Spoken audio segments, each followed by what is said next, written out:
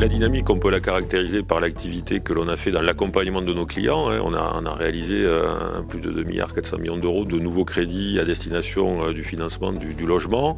On a injecté plus de 1,2 milliard d'euros de crédits à destination des entreprises, des professionnels, des agriculteurs.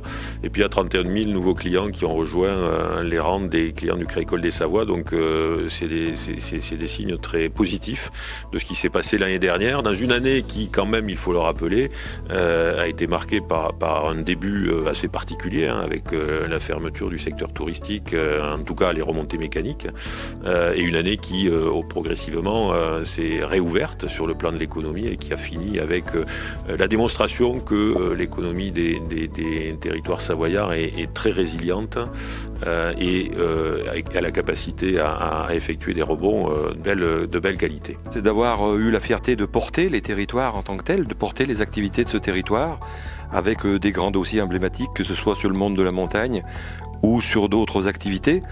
C'est d'avoir eu la capacité de revenir vers nos sociétaires.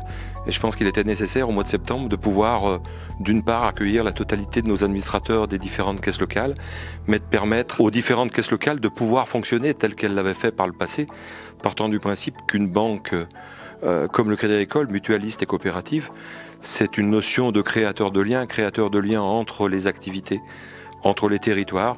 Et c'est peut-être une grande fierté d'avoir pu remettre ça à l'ordre du jour après la crise Covid. Les appels à projets, c'est une grande fierté effectivement pour le monde mutualiste au sein du Crédit Agricole des Savoies. C'est une première, le but étant de dynamiser notre implication au sein du territoire des Savoies pour permettre à des associations, des entreprises qui portent le territoire chaque jour, quelle que soit leur activité, de bénéficier d'aides substantielles. Donc nous aurons alloué 270 000 euros à ces 12 associations et aujourd'hui nous sommes sur le deuxième appel à projet avec la fin des candidatures pour le 7 avril, les lauréats qui seront nominés donc pour fin juin 2022 et puis une manifestation d'ampleur beaucoup plus vaste si le contexte sanitaire le permet à l'automne, permettant d'aller sur le domaine de l'énergie, de la transformation et des transitions, mais aussi en termes d'inclusion sociale et puis de patrimoine, qu'il soit naturel, sportif ou encore environnemental. Le cap, c'est de continuer l'accompagnement de nos clients, évidemment, dans des difficultés qui pourraient survenir. Je crois qu'il est difficile de savoir ce qui va se passer.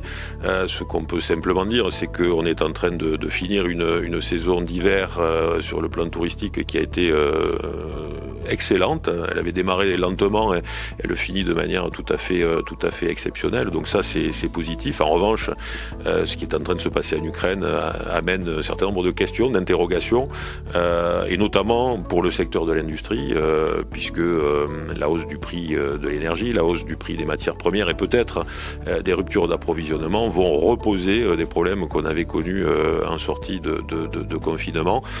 Et donc il y a des incertitudes. Notre rôle, ça sera d'accompagner nos clients et les acteurs du territoire, quoi qu'il se passe.